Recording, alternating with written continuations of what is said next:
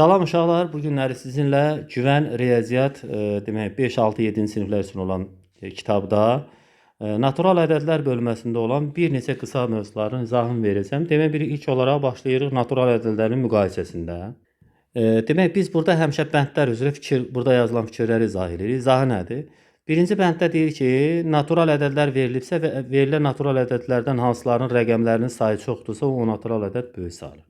2 natural ədəd verib. Birində məsəl üçün 12384-də 1, 2, 3, 4, 5 ədəd var. Digərində isə 1, 2, 3, 4 ədəd var. Ona görə də burada başqa digər nəyəsə baxmağa heç bir ehtiyac yoxdur. Alınır ki, burada birinci ədəd 5 ədəd rəqəmdən ibarət olduğuna görə böyükdür. Yəni bu fikir aydın. Keçək ikinci fikrə. Rəqəmlərin sayı eyni olduğu halda bəs necə biləcək ki, hansı ədəd böyükdür? Bu zaman bilirsiniz ki, ədədi təşkil edən rəqəmlərin sol tərəfdə olanları, yəni bu hissədə olan rəqəm böyük olanda ədəd böyük olur. Ona görə də müqayisəni o tərəfdən başlayacaqsınız. Məsələn, burada yazılıb birincidə 156459, digərində isə 155984. 1-ə baxırıq, hər ikisində eynidir. 5-ə baxırıq, hər ikisində eynidir. Üçüncü rəqəmdə görürük ki, burada 6-dır, digərində isə 5-dir. Demək ki, bu ədəd, birinci ədəd ikinci ədəddən, yəni bu ədəddən böyükdür. Yəni soldan sağa doğru baxmalıyıq da. Çünki ədədin böyük olması onun ön tərəfdəki olan rəqəmi ilə bilinir axı, ona görə. Natural ədədlərin yuvarlaqlaşdırılmasında bizə verilən natural ədədin deyirsə ki, məsəl üçün filan mərtəbəyə qədər yuvarlaqlaşdır. Həmin mərtəbəni tapırıq. Mərtəbədən sağ tərəfdə olan ədəd 4, 5, 6, 7, 8, 9 olarsa, mərtəbə 1 vardır, yüksəlir. 3, 4, 4, 3, 2, 1, 0 olarsa isə onda azalır. Mənası nə deməkdir? Keçək misalın üzərində. Bax, üçüncü fikrin natural ədədin yuvarlaqlaşdırılmasında bu hissənin mənasını aşağı hissədə misalda izah edək. Daha doğrusu müəllif izah edib, biz onun izahının üzərində danışaq. Deyir ki, verilən bu ədədi 100 minliklərə qədər yuvarlaqlaşdır. Nə etməliyik? Nə edib daha doğrusu? İlk olaraq 100 minlik mərtəbəsini tapıb.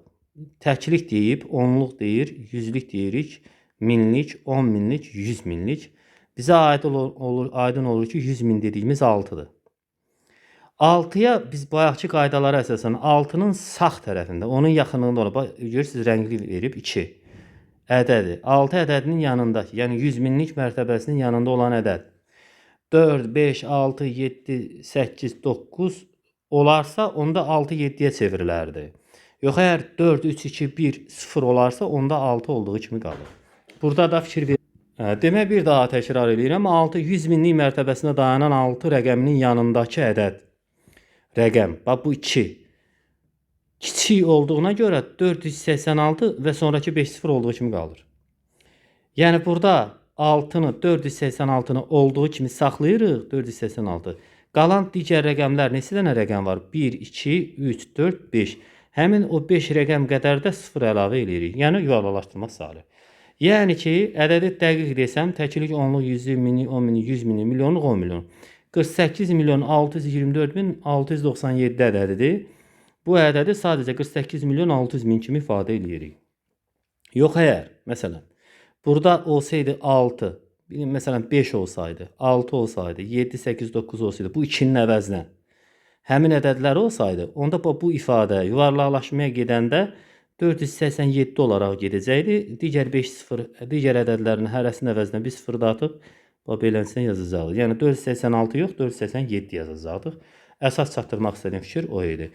Yəni hansı mərtəbəni yuvarlaqlaşdırırsınızsa, hansı mərtəbəyə qədər, ondan sağ tərəfdəki birinci ədədə baxırsınız. Əgər o ədəd 4, 3, 2, 1, 0-dırsa, onda həmin bu mərtəbənin özü olduğu kimi qalır. Yox, əgər 5, 6, 7, 8, 9-dursa, yəni daha böyükdürsə, onda mərtəbənin üstünə 1 gəlirsiniz. Natural ədədlər üzərində əməllər. Mənası, bu fikirlərin mənalarını izah edək, nə demək istəyir? Toplama əməli ədədlər üzərində ilk əməl olduğu üçün onun heç bir tərif vermir. Sadəcə toplama hamını başa düşdüyü toplamadır. Yəni A plus B bərabər C olaraq ifadə olunur. Misallardan burada danışır. Bir dənə misal vermişdi. Misalda nə deyir? Deyir ki, 2 toplanan var, deyir. Biri digərinin 3 mislinə bərabərdir. İkisinin cəmi isə 48 olarsa, kiçik toplananı tapın. Misalın həllində nə edeyik? Baxaq. Biz ədədlərin hansı ədəddən ibarət olduğunu bilmədiyimizə görə buna birinci ədədə ixtiyari bir hərf verirsiniz. K əvəzinə x, y, z, a, b istənilən ədəd yaza bilərdiniz. Digəri onun 3 misli. 3 misli yəni 3 qatı. 3-ə vuraq 3 qədər. Məsəl üçün deyək ki, bu 5-dir. Bunun 3 misli 5 vur 3 deməkdir. Bu mənada. Yəni demək toplananlardan biri k kimi ifadə eləsək, bir k ədədi ixtiyarı bilmədiyimizə görə bizə aydın deyil axı. Məsələn şərtindən bizə aydın olmur ki, ədəd hansı ədəd? K-dır. İkinci toplanı isə onun 3 mislidirsə, demək o da 3k-dır. Və bunların hər ikisinin cəmin bir-birinə toplayanda da 48 verib deyə müəllifimiz götürüb k-nın üstünə gəlib 3k-nı bərabər edib 48-ə. Alınır 4k bərabər 48. Burada təkcə k-nı tapanda 12 alınır. Bizdən kiçik toplananı, yəni təkcə k-nı soruşduğuna görə doğru cavab 12-dir. Çıxma əməli toplam əməlinin tərsidir. Yəni çıxma əməli nədir? Deyək ki, a plus b yazmışsınız, bərabərdir c. İndi burada a-nı axtarırsınızsa c-dən b-ni çıxırsınız, b-ni axtarırsınızsa c-dən a-nı çıxırsınız. O deməkdir. Mənası. Yəni ki, belə deyək də, bax. A bərabərdir c çıx b, b bərabərdir c çıx a. Yəni digər birini tap baxsın, bu iki dənə ədədlərdən birini tap baxsın, digərin cəm alınan nəticədən çıxırsınız. Yəni burada bir məsələ vardı. Toplanan cəm var idi. Onu deyim bir dənə sizə, ondan sonra davam edək. Burada yazmamışdı. Bu toplanan sayılır. Bu da toplanan sonuncu nəticə cəm sayılır. Çıxma əməlində isə belə də a çıx b bərabər c olarsa a azalan, b çıxılan, c isə fərq adlanır. Yəni ki, a ilə b-nin arasındakı fərq deməkdir mənası. Misallar üzərində var bəzi məsələlər. Deyir ki, azalanı 20 vahid artırıb, çıxılanı 12 vahid artırsaq, fərq necə dəyişir? Bu misala baxaq. İndi bax, burada gəlin bunun qaydasını yazıb ki, məsələn, bu qaydanı yazıb ki, a çıx b bərabər c. Budur da çıxma əməli. İndi azalan a-dır da, düzdür. Həmin a-nın üzərinə götürüb bir dənə 2 yazır. Çıxaq, çıxılanı 12 vahid artırıb. Yəni, daha doğrusu azalanı, yəni birinci ədədir. Bu a ədədinin. A yox, a plus 20 yazır. Çünki o deyir 20 vahid artırılıb axı. Sonra çıxaq işarəsi qaldı öz yerində. Çıxılanı, yəni b-ni 12 vahid artırıb. Ona görə də b plus 12 yazırıq. Bərabərdir. Son nəticəni tapanda çox asanlıqla bunu həll eləyəcəyik.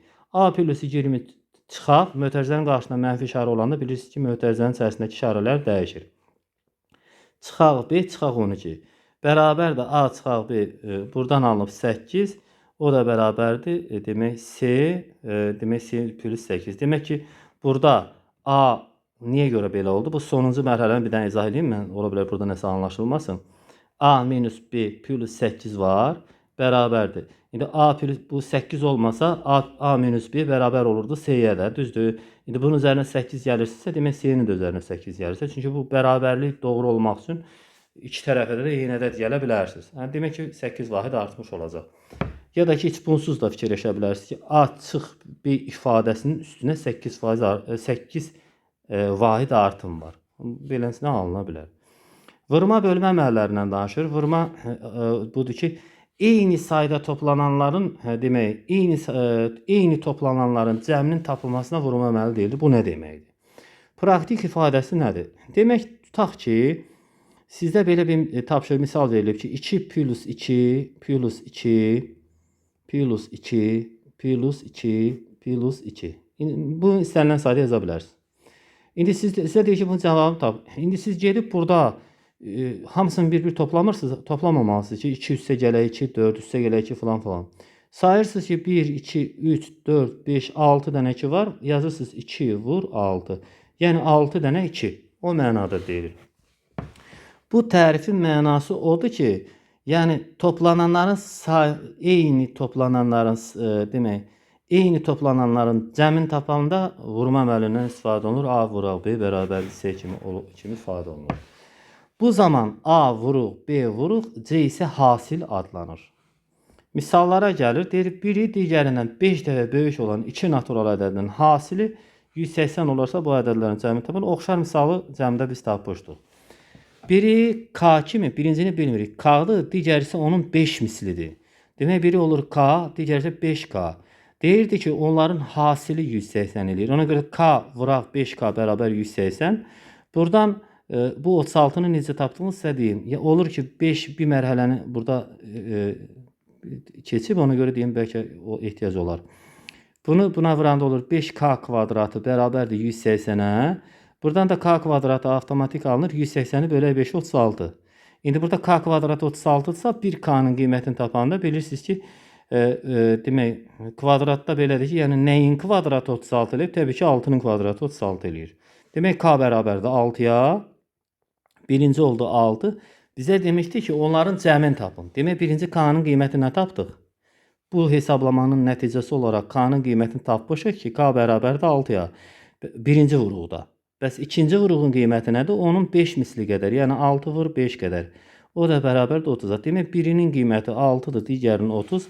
Cəmin tap dediyinə görə yekun qiymət 36 alırdı. Bölmə əməli. Bölmə hasil və vuruqlardan biri məlum olanda digərinin tapılması əməlinə bölmə əməli deyilir. Yəni ki, baxın, A vur B varsa, bərabərdir C-dirsə, məsələn, A-nı tapanda C-ni böləcək B-yə. Yox, əgər B-ni tapanda, B-ni tapmaq istəyirsə, C-ni böləcək A-ya. Yəni, birini tapmaq istəyəndə digər nəticəni, demək, hasili vuruğun digərinə bölürük. Belə bir qaydası var idi. Sonra bu sıfıra bölmək olmaz, bunu möhkəm yadda saxlayın. Heç bir ədədi sıfıra bölmək olmaz. Misal verir, deyir bölünən bölənin 2 mislindən 8 vahid böyük və qismət 3 olarsa bölünəni tapın. Demək ki, bölünən, deyək ki, A bölək B bərabərdir C. Bölənin 2 mislindən 8 vahid böyük olarsa, yəni bu A olarsa ki, 2B üstəgəl 8 qədər. İndi həllini verib, gəlin bunu verdiyi həllin üzərində danışaq. İndi baxın, bölən K-dır, düzdür? Çünki bilmir yaxı bölən nədir? Bölünən isə K-nın 2 misli, yəni 2 qatının üstünə 8 gəlmək qədərdir. Ona görə yazıb 2K plus 8. Mənası odur. Yəni ki, burada birinci biz bilmirik bölən nədir. Böləni K kimi işarə edirik, çünki bilmirik. Bölünən isə bu K-nın 2 mislindən 8 vahid böyükdür. Yəni bunu vururuq 2-yə üstə 8 gəlir. Yəni ona görə də 2K plus 8 alınır. Bax burada. Sonra həmin ədədləri yerinə yazırıq. Nəticədə qismət bir üstə bölmənin nəticəsinə deyilir də. A bölək B bərabərdir C olsa, A bölünən B bölən C isə qismət adlanır. İndi baxın. Birinci verilən sadəcə bölünəni bölənə bölüblər. Yəni götürüb 2K plus 8-i bölüb K-ya bərabər olur 3-ə. Onda burada alınır ki, demək 2K. Burada tərsini həll edəsə, bu nətər olub buna keçib, onu bir dənə izah edeyim sizə, ondan sonra davam edək. Bax, sizdə sual yarana bilər ki, bu necə oldu ki, belə bir vəziyyət aldı? Bir dənə o hissəni izah edeyim. Gəlin bunu belə yox, rahat başa düşmək istəyirsinizsə, 2K plus 8 kəsr kimi belə K yazaq. Məsələn, belə K yazsaz, bərabər 3 yazsaz. Onda tənasüb kimi də taparsa, aşağısına 1 atsaz üçün, çünki 3-ü 1-ə böləndə heç bir məna dəyişmir. Yəni burada görünür ki, bu K 3-ə vurulacaq. Belə 3 olanda K vurulur 3-ə. Yox, əgər belə bu cürdə başa düşmək istəyirsiniz, onda 1 atın, bunu 1-ə vurarsınız, bunu da 3-ə vurarsınız. Belə də olar. Amma sadəcə olaraq belə də fikirləşə bilirsiniz ki, bu hallarda K vurulmalıdır 3-ə. Demək olur ki, 2K plus demək. Burada dostlarımız yenə də bir dənə bir yüngül bir xəta var burada. 8 yox, 6 yox, 8-dir. Çünki burada 8 göyə uçmadı da. Yəni nə baş verir ki, 8 6-ya düşdü. Həm də 6 eləsə cavab 8 çıxmayacaq, 6 çıxar. Ona görə də burada bir yüngül xəta var. Bu 8 olaraq başa düşün. Demək olur 2K plus 8 bərabərdir 3K. Buradan K-ları bir tərəfə keçirsəz, 2K-nı keçirsəz bu tərəfə olacaq ki 3K. Belə alınacaq. 3K çıxaq K. Çünki demək, daha doğrusu çıxaq 2K. 3K çıxaq 2K. Çünki bu müsbət 2K əks tərəfə keçəndə, bu əks tərəfə keçəndə mənfi kimi keçir. Bərabər olacaq, bu 8-də qalır öz yerində. Buradan nəticə olaraq alınacaq ki, 3K-dan 2K-nı çıxacaq, K alınacaq, bərabərdir 8-ə. Demək ki, birinci bölənin qiymətini tapdıq, bölənin qiyməti nə oldu? Bölən bərabərdir 8-ə. Bəs bölünən nəyə bərabərdir? Axı onun da qiyməti 2K plus 8 idi. Onda 2K eləyir, K-nın qiyməti 8-dir, bərabərdir. 8-i vuruq 2-yə 16, üstə gələk 8, o da bərabərdir 24. Demək, bölünənin qiyməti də olur, bərabər olur 24-ə. Demək, bölən 8-dir, bölünən 24. Bizdən nəyi soruşurdu? Bölünəni bölünəndə 24-dür. İki natural ədədin cəmi və hasili natural ədəddir. İstənilən halda natural ədədi demək 2 natural ədədi üst-üstə gəlsəz, məsələn öz-üstdən ədədlər qoyub yoxlaya bilərsiniz həqiqiliyi. Sadə deyə də isbat deməyək ona, amma məsələn yoxlaya bilərsiniz. Məsələn 2 dənə natural, istənilən natural 5 + 6 yazın. Alınır 11 natural ədəddir. 1 + 4 yazın. Alınır natural ədəd 5-dir. 7 + 4 yazın. Bərabər də 11 natural ədəddir. Yəni istənilən halda cəmlər natural ədəd, yaxud vurması olsun. 3 × 7 bərabər 21. Görürsünüz, natural ədədə vurdıq, natural ədəd alınır. 16 vuraq, məsəl üçün 4 bərabər də 64. Natural ədəd vuraq, natural ədəd bərabər natural ədəd. Yəni yoxlaya bilərsiniz. Bu halda belədir. Demək bu qaydanı da danışdıq. İki natural ədədin fərqi və nisbəti natural ədəd olmaya da bilər. Məsələn, 2 natural ədədin fərqi natural ədəd olmaya bilər. Misal göstərir, nümunə. Məsələn, 3 natural ədəddir, ondan çıxırıq. Məsəl üçün, deyək ki, 5 natural ədədin cavab alınır -2. Bu -2 olur, natural ədəd olmur. Çünki sayarkən sayarkən -2 demirik də ona görə. Yaxud nisbət zamanı. Məsələn, deyək ki, yazsaq ki, 2 × 4 bərabər olar 0,5. Natural ədədə bölərik. Cavab natural ədəd olmaz. Amma ola bilər ki, natural ədəd olsun. Yəni ola da bilər, olmaya da bilər. O mənada deyib də.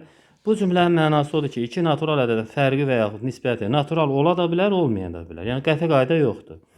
Burada məsələn 4-dən 4-ü 2-yə bölsəydik ancaq cavab çıxacaqdı 2. Olacaqdı natural ədəd bölək natural ədəd bərabər natural ədəd.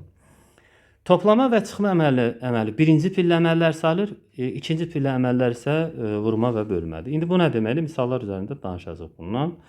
Məsələn, bunun bəzi qaydaları var, onları danışaq ondan sonra. Və deyək ki, ifadədə mötərizə yoxdursa və ancaq eyni pillə əməllər iştirak edirsə, bu əməllər yazıldığı ardıcıllıqla müəyyən edilir, yerinə yetirilir. Məsələn, yazmısınız ki, 15 tutaq ki, çıxaq 4, üstə gələk 5, çıxaq 7 bərabərdir. Bu misalda görürsünüz eyni pillə əməllərdə, çünki toplama bölmə birinci pillə əməllər, düzdür? Toplama çıxma. İndi burada ön tərəfdə olan birinci nədir? Bu birinci olaraq nə etməliyik? 4-ün üstə 5 gəlməliyik, ya 5-dən 7 çıxmalıyıq, ya 15-dən 4. Bunu nə etməliyik? Bu cümlənin mənası odur ki, ilk olaraq ön tərəfdə olan birinci. 15-dən 4-ü çıxacaq, 11 qalacaq. Sonra plus yazırıq 5 - 7-ni də qoyaq qalsın öz yerində. Sonra yenə bərabərdir. İkinci pillədə 11 hansı əməl gəlir? 11 üstə 5 gəlmək. Ona görə də birbaşa bərabər olacaq 11 + 5, yəni 16 alınacaq. Çıxaq 7 qalır. Üçüncü pillədə isə 16-dan 7 çıxacaq, doğru cavab 9 alınacaq. Yəni mənası o idi ki, əgər toplama çıxmadırsa, birinci olaraq bunu yerinə yetiririk. Sonra bu nəticədən nə alınsa, onu bundan toplayırıq. Alınan nəticə nə alınsa, həmin nəticədən də 7-ni çıxırıq. Yəni qarşı tərəfdən arxaya tərəf doğru həll edirik. Əgər vurma bölmə olsa, məsələn deyək ki, olsa ki 24 bölək, məsəl üçün deyək ki 2 vuraq 3 olsa, onda burada iki variant var da. Bəzi insanlar ola bilər ki, götürər vurmanı vurar bir-birinə, sonra bölər. Məsələn yazar 24, 2-ni vurar 3-ə 6-ya bölər. Elə deyil. Nə etməliyik? İlk pillə əməli, yəni birinci bunu eləməliyik. Götürüb 24-ü 2-yə bölməliyik. Olacaq 12. 12-ni vururuq 3-ə, bərabərdir. 12 3-ə vuranda 36. Yəni nə edirik? İlk olaraq bu əməli yerinə yetiririk. Oradan nə çıxsa, hansı cavab alınsa, həmin cavabı vururuq 3-ə. Yəni birinci olaraq bu əməli yerinə yetirir, sonra bu. Çünki soldan sağa ön tərəfdə birinci əməl yerinə yetirir. Əgər əməllər birinci əməl, pillə əməldirsə. Bunu izah elədik. İkinci pillədə, deyir ki, daha doğrusu bənddə, deyir ifadədə mötərizə yoxdursa və hər iki pillə əməlləri iştirak edirsə, əvvəl ikinci pillə əməlləri yerinə yetirilir. Sonra isə birinci pillə əməlləri yazıldıqdan sonra ardıcılıqla yerinə yetirilir. Yəni nə deyir? Deyək ki, məsələn 16 çıxaq 32 böl 4 üstə gələk, deyək ki 5 vur 4 çıxaq 6. Belə bir misal verilibsə, ilk olaraq ən birinci, burada bu misalı həll edərkən, demək vurma bölmə əməlləri, yəni ikinci pillə əməlləri, bu əməlləri yerinə yetirəcəyik. Bu əməllərdən isə ən öndə olanın yerinə yetirəcəyik. Yəni İlk olaraq bax bu misalda 32-ni bölürük 4-ə. Yazırıq 16. Buradan yazın bu bəlkə alına. 16 çıxaq. 32-ni 4-ə böləcəksiniz. Alınacaq oradan 8. Üstə gələk. 5-i 4-ə vuracaqsınız. 20 çıxaq 6. Fikir versinizsə 2 dənə çıxma əməli vardı. Bir toplama. Heç birinin yerinə yetirmədik. Ancaq vurma ilə bölmənin əməllərini yerinə yetirdik. Sonrakı hissədə isə ardıcıllığına birinci öndə olan əməli. 16-dan 8 çıxırsınız. 8 alınır. Üstə gələk 20 çıxaq 6 yazaq. Bərabərdir. Sonrakı pillədə isə ikinci olaraq sıra ilə, yəni soldan sağa 8-in üstə 20 gəlsə 28 alınır. 28-dən də 6 çıxırıq. Onun da cavabı alınır 22. Yəni ki, demək, əgər ədəd qarışıq əməllər varsa, həm toplama çıxma var, həm vurma bölmə varsa, həm də toplama çıxma varsa, onda vurma bölmə yerinə yetiriləndən sonra toplama çıxma yerinə yetirilir. O da dediyimiz ardıcıllıqlar. Soldan sağa bu edilir, ondan sonra digərləri edilir. İfadədə mötərizə varsa, təbii ki, əvvəlcə mötərizə daxilindəki əməllər yerinə yetirəcək, sonra isə demək qayda ilə digər əməllər birinci və ikinci qaydaları gözləməklə yerinə yetiriləcək. Yəni burada dediyimiz qaydalarla. Yəni bu 3-cü sətrin 3-cü cümlənin mənası o ki, yəni mötərizə ilk olaraq həll olunmalıdır. Misal vermişdi. Misalların həllinə baxsaq, düşünürəm ki, xeyli vaxt gedər. Gəlin buna çataq. Tək və cüt ədədlərə baxaq, misallara baxarsınız. Asan həlli izahı var idi. Mən misala həm də niyə baxmadım? Çünki mən bunu misal həll elədim, axı özümdən qoydum, həll elədim. Ona görə baxmıram. Da özünüz baxarsınız. Natural ədədlər, tək ədədlər və cüt ədədlər olmalı iki yerə bölünür. Əgər istənilən bir ədəd verilibsə, lap belə böyük bir ədəd verilib. Deyək ki, 648, 74, 46, 0 verilsə, sonuncu ədəd məsələn olsa 0, sonuncu ədəd olsa 2, 4 olsa, sonra 6 olsa, 8 olsa, yəni bu cüt ədədlərdən ibarət olsa, istənilən bir ədədin sonunda 0, 2, 4, 6, 8 rəqəmlər yerləşərsə, həmin ədəd cüt ədəd sayılır. Yox, əgər bu ədədlər olmazsa, onda hansı ədədlər olar? Təbii ki, o ədədlər deyilsə, demək, sonu, ədədin sonundakı ədəd rəqəmdən danışırıq. İstənilən ədədin ən sonuncu rəqəmi. 1, 3, 5, 7 və 9 olarsa ona tək ədədlər deyilir. Məsələn, deyək özümüzdən bir ədəd yazaq. 6461. Burada sonuncu ədəd 1-dir. Ona görə tək ədəd. Əgər olsa 2, onda olacaq cüt ədəd. Olsa 3, tək ədəd. Olsa 4, cüt ədəd. Olsa 5, tək ədəd. Yəni belə. Elə bilən fikrim başa düşmürsünüz. Burada elə bir problem yoxdur. Gəlib çatırıq cüt və tək ədədlərə aid olan qaydalara. Məsələn, bəzi şagirdlər buna baxanda dərhal fikirləşir ki, bunu mən fərdi şəkildə tam əzbərləməliyəm. Amma düşünürəm ki, bəzi alətlərdən istifadə edərək siz onu tam əzbərləməyə bilərsiniz. Məsələn, nə etmək olar? Bir dənə tək ədəd götürün. Bax, bir tək ədəddir. 2 cüt ədəddir. Onu qırmızı rəngdə yazacağım. Sonra 3 tək ədəddir. Bir də demək 4 cüt ədəddir. 2 dənə cüt ədəd yazmışam qırmızı rəngdə. 2 dənə də tək ədəd yazmışam. Onlar da yaşıl rəngdə. Bunlardan istifadə eləyərək mənasını başa düşmək olar. Deyir ki, birincidə tək ədəd plus tək ədəd bərabər cüt ədəd. İndi gəlin, burada 2 dənə tək ədədimiz var. Yazaq 1 plus 3 bərabərdir. Görək, doğrudan da cüt ədəd alınır, yoxsa yox? Alındı 4 cüt ədəd. Demək ki, bizdən soruşsalar ki, 2 tək ədədin cəmi tək eləyir ya cüt, biz nə etməliyik? Bildiyimiz həmin o 2 dənə tək ədədi götürüb yazmalıyıq 1 plus 3. Baxmalıyıq, görsək ki, əgər cüt alınır, görürsünüz ki, 4 alınır. Demək ki, cüt alınır. Demək, onda sual olsa ki, tək ədəd plus tək ədəd nə edir? Onu yazırıq 1 plus 3 bərabər 4. Fikirləşirik ki, 4-dirsə demək cüt ədəd. Sonra ikincidə tək ədədlə cüt ədədi cəmləndə tək ədəd alınır deyə bir ifadə var. Görək, düzdür yoxsa? Peki səhv yazıblar. Məsələn deyir, amma tutaq ki, yoxlayırıq özümüzdən. Bir dənə tək ədəd bu verilənlərin içərisindən istənilən birini götürək. Bir dənə tək ədəd götürək. Yazaq məsələn 1. Ən sadəsi 1-dir də. Bir dənə də cüt ədəd götürək. 2 götürək. 1 ilə 2-ni toplasaq 3. Demək ki, oldu tək ədəd plus cüt ədəd bərabərdir tək ədəd. Onda bizə sual bu düsturu, bu misalları, bu hərfləri bu cür yadda saxlamamalıyıq. Onu məntiqlə başa düşməliyik. Necə? Yerinə ədəd qoymaqla. Bu onunla eynidir. Toplanan yerini dəyişən cəm dəyişmir. Ona görə 4-cüyə baxacağam. 2 cüt ədədin cüt ədəd üstə gələk cüt ədəd bərabər cüt ədəd. Necə? Bir dənə cüt ədəd götürürük 2, üstə gəl İkinci cüt ədəd 4 bərabərdir. 2 plus 4 verir 6. 6 da 2 cüt ədəddir bilirsiniz. Çünki son 6 elektron ədədlər cüt ədəddir. Bax bu formada bunu məntiqlə başa düşmək lazımdır. Yəni bu hissəni əzbərləmək lazım deyil. Onu başa düşmək lazımdır sadəcə olaraq. Dediyim kimi bax bu 4 dənə rəqəmdən istifadə edərək onun hamısını başa düşmək olar. Suala sizə sual veriblər ki, tək ədədi tək ədədə vuranda nə olur? Düzdür, 2 dənə tək ədəd var da. 1 vuraq 3. 1-i vurun 3-ə baxın görün nə olur?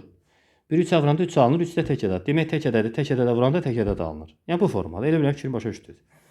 Tək ədədin natural üstü qüvvəti də tək ədəddir. Yəni məsələn, tək ədədin kvadratı, kubu, üstü 4, 5 istənilən bir ədəd təkdir. Cüt ədədin natural üstü qüvvəti də yenə də cüt ədəddir. Gəlin misallarla yoxlayaq. Bir dənə tək ədəd götürək. Məsələn 3. 3-ün kvadratı bərabərdir 9-a. Görürsüz, tək ədəddən tək ədəd alındı. Kvadratı da tək elədi. Sonra baxaq 3-ün kubuna. 3-ün kubu bərabərdir 27. Yenə də tək ədəddən tək ədəd aldı. İstəyirsiniz üstü 4-ə baxın. 81 alınacaq, yenə də tək ədəddir. Sonra bir cüt ədəd götürək. Məsələn 2-ni götürək. 2-nin kvadratı bərabərdir 4-ə. Gördünüz, cüt ədəddən cüt ədəd alınır. 2-nin kubu 2 üstü 3 bərabərdir 8 alınır. Cüt ədəddən cüt ədəd. Sonra 2 üstü 4 bərabərdir 16. Cüt ədəd, cüt ədəd. 2 üstü 5 bərabərdir 32. Cüt ədəd, cüt ədəd. Ona görə də siz elə bir dənə yoxlayanda hər şey sizə aydın olacaq. Elə düşünürəm ki, ona görə də bunu yadda saxlamaqda elə bir böyük problem ola bilməz. Belə misallar vermişdi bir neçə. Onlara da baxarsınız misalların həllinə. Laf xırdalığına qədər baxanda vaxt gedir. Tam və qalıqlı bölmə və ondan sonraki bölmələri növbəti videolarda izah edəcəm. Diqqətinizə görə sağ olun. Növbəti videolarda görüşənə qədər videonu bəyənməyi, kanala abunə deyilsinizsə abunə olmağı unutmayın. İstənilən izahla bağlı, həmçinin testlərlə bağlı sualınız olsa şərh bölməsində sizin suallarınızı cavablandırmağa hazıram.